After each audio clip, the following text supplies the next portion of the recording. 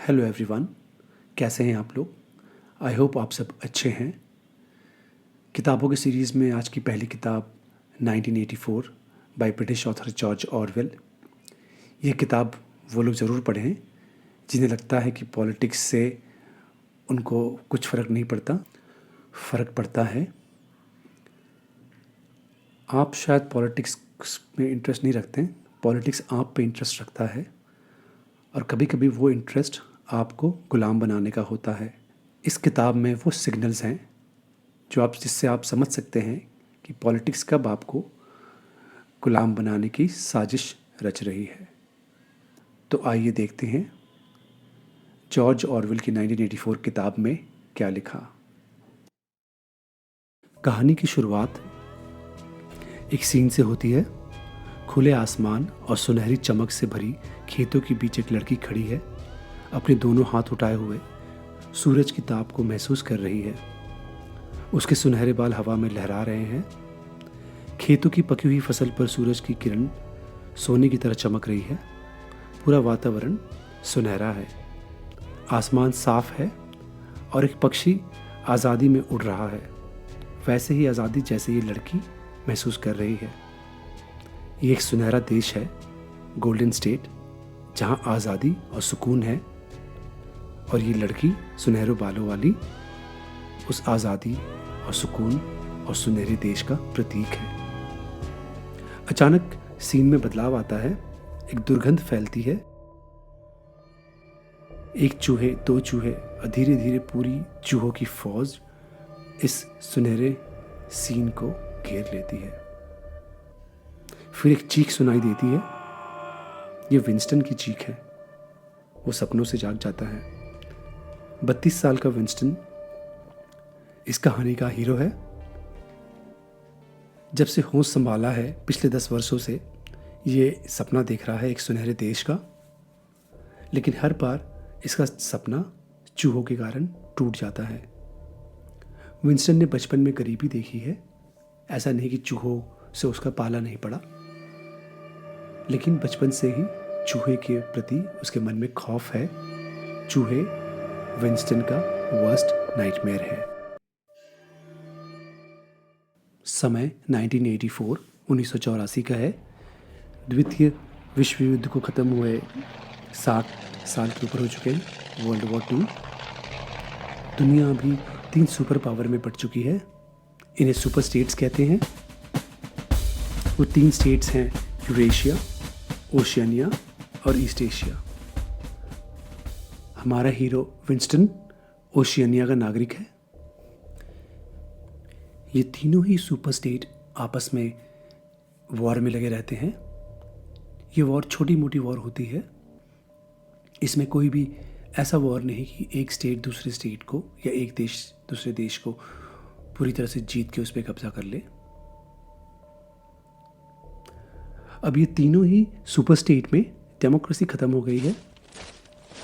World war 2 के बाद ऐसी ताकतें जो तानाशाही थी उनकी जीत हुई और जो 3 बड़े स्टेट बने, तीनों में ही सिंगल पार्टी का रूल है। इस सिंगल पार्टी के एक सुप्रीम लीडर होते हैं और वही पूरे देश को कंट्रोल करता है। ओशियानिया में जो सिंगल पार्टी रूल करती है उसके सुप्रीम लीडर का नाम है बिग ब्रदर।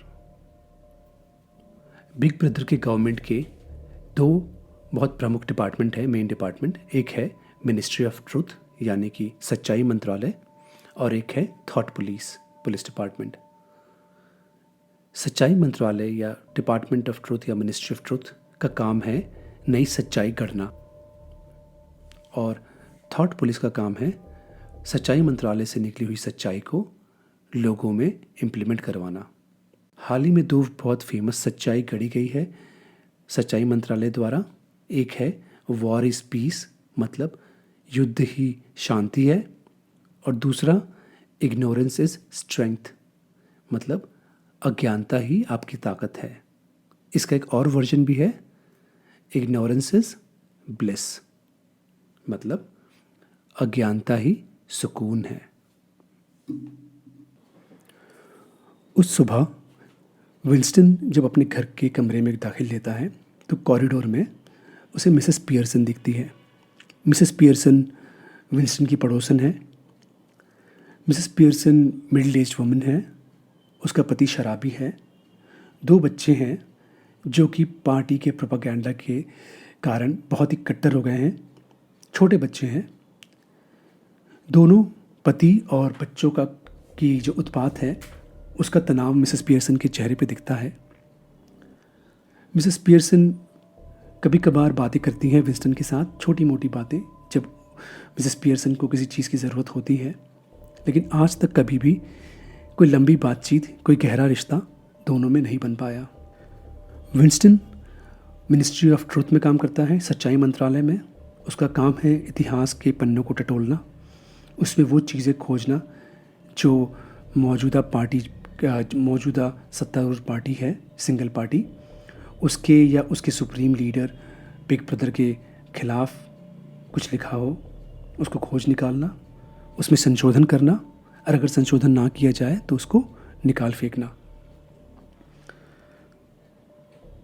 विंस्टन की तरह ही बहुत से यंग युवा लोग लगे हैं इस काम पे, और उन सभी पे हमेशा थॉट पुलिस या विचारों की पुलिस का पहरा रहता है। हमेशा ये मॉनिटर किया जाता है कि कोई भी अपनी लाइन से अलग ना हो, बगावत ना करे। एक और चीज़ जो आपको मिनिस्ट्री ऑफ ट्रूथ में दिख रही होगी वो होगी पोस्टर्स लगे हुए हैं चारों तरफ। ये पोस्टर्स सुप्रीम लीडर के हैं, बिग ब्रदर के हैं। ये हाल सिर्फ मिनिस्ट्री ऑफ ट्रूथ का नहीं है, पूरे देश में रेलवे स्टेशन, बस स्टेशन, दुकानें, घर की दीवारें, अब जहाँ भी जाएं सुप्रीम लीडर बिग ब्रदर की पोस्टर्स लगी रहती हैं। उस शाम जब विंस्टन घर आता है तो देखता है कि मिसेस पियर्सन के घर का दरवाज़ा खुला है और वहाँ थॉट पुलिस आई हुई है। मिसेस पियर्सन की जासूसी कर दी गई है अपने ही बच्चों द्वारा।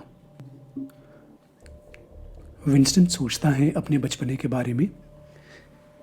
विंस्टन की माँ और बहन तीनों एक साथ बहुत प्यार से रहते थे। विंस्टन सोचता है कि कैसे इन 60-70 सालों में माहौल ऐसा बदल गया कि घर का ही सदस्य दूसरे घर के सदस्य की जासूसी करता है। विंस्टन खिड़की से मिसेस पियर्सन का घबराया हुआ और बेबस चेहरा देख पा रहा है।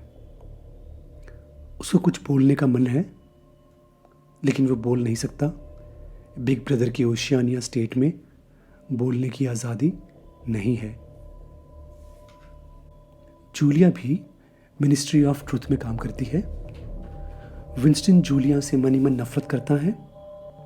उसको लगता है कि आज जो मिसेस पियर्सन के साथ हुआ उसकी जिम्मेदार जूलिया जैसी कम्युनिटी वर्कर हैं जो सरकारी काम करती है।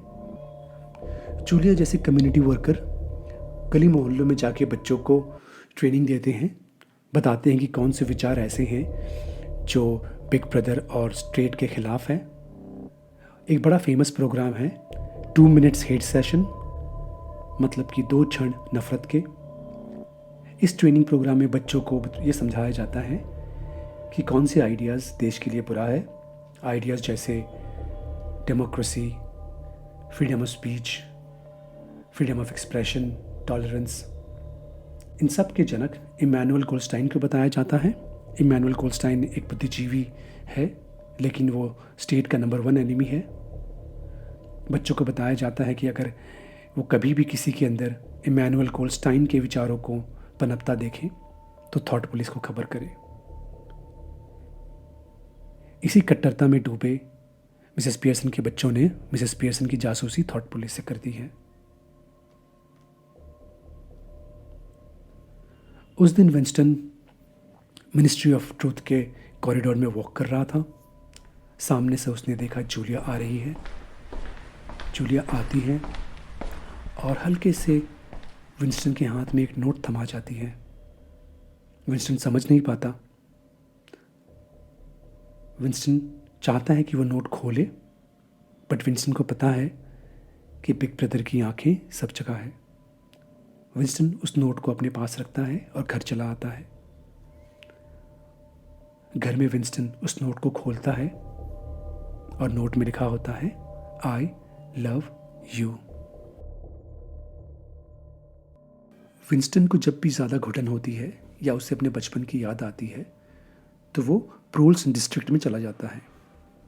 प्रोल्स डिस्ट्रिक्ट एक ऐसा जिला है जहाँ पे गरीबी है, छोटी सी जगह पे बहुत सारे लोग रहते हैं, सड़कें टूटी फूटी हैं, घर टूटे फूटे हैं, सुख सुविधाएं उतनी नहीं हैं, लेकिन लोग आपस में मस्त रहते हैं। यहाँ लोग आज़ादी से घुलते मिलते हैं। कुछ वैसा ही सीन है जैसे बचपन में विंस्टन ने अपने आसपास देखा था। ऐसे बहुत से छिटपुट जगह पूरी ओशियानिया में है। बिग ब्रदर इस जगह को ज़्यादा डिस्टर्ब नहीं करता, अपने कानून उतनी सख्ती से यहाँ पे लागू नहीं करता है। यहाँ के लोग छोटी छोटी खुशियों में मस्त रहते हैं। बिग ब्रदर को ऐसा लगता है कि ऐसे लोग संगठित नहीं हो पाएंगे। ये ज़्यादातर मज़दूरों का, लोअर क्लास लोगों की जगह है और इनको आपस में संगठित होना नहीं आता। और क्योंकि ये संगठित नहीं हो सकते, कोई बड़ा रिवोल्यूशन बिग ब्रदर इन जगहों से एक्सपेक्ट नहीं करता और इनको अपने हाल पे छोड़ दिया गया है। प्रोल्स डिस्ट्रिक्ट से आने के बाद अपना एक्सपीरियंस विंस्टन डायरी में दर्ज कराता है। विंस्टन की आदत है वो अपने मन की बात, सरकार के प्रति उसका द्वेष, बिग ब्रदर से नफ़रत, वो सारी बातें अपनी डायरी में लिखता है। अपनी डायरी में वो अपने सुनहरी देश और उस सुनहरे लड़की के बारे में लिखता है जो उस आज़ादी का प्रतीक है। विंस्टन को जूलिया में उसकी सुनहरी परी मिल गई है। सुनहरा देश मिलना बाकी है। मिस्टर चैरिंगटन का शहर में एक एंटीक की दुकान है। उन्होंने अपने फर्स्ट फ्लोर में एक छोटा सा कॉफ़ी शॉप बनाया है जहाँ पे लोग आते हैं, किताबें पढ़ते हैं, कॉफ़ी पीते हैं, बातचीत करते हैं।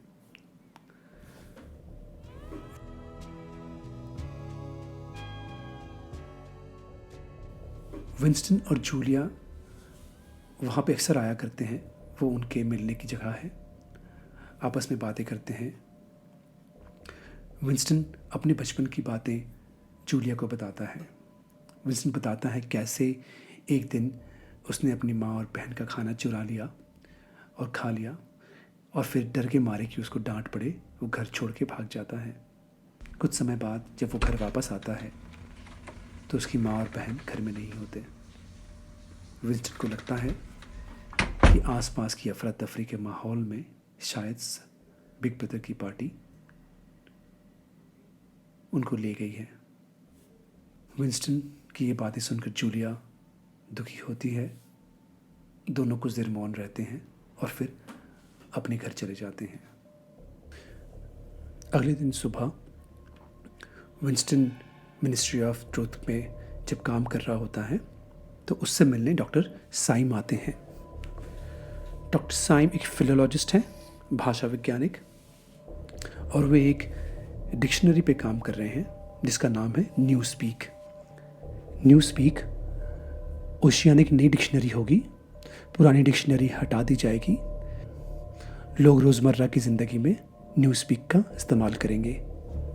डॉक्टर साइम विंस्टन को बताते हैं कि इस डिक्शनरी की खासियत ये है कि कुछ ऐसे शब्द जो कि देश को असुरक्षित करे वो निकाल दिए जाएंगे। शब्द जैसे लोकतंत्र, फ्रीडम, आज़ादी, क्रांति, सहिष्णुता, बंधुत्व निकाल दी जाएगी। ये सुन के विंस्टन डर जाता है। उसको लगता है कि अगर लोगों के दिलो दिमाग से ये सारे शब्द हट गए, मिट गए, तो फिर उसके सुनहरे देश का सपना कभी पूरा नहीं होगा। अपनी ये बातें वो जूलिया को बताता है। विंस्टन याद करता है मिस्टर ओब्रायन को। बहुत बार मिनिस्ट्री ऑफ ट्रूथ के हॉलवे में वॉक करते हुए ओब्रायन ने विंस्टन को कन्फ्रंट किया है। उसकी बातें संदेहास्पद लगती है।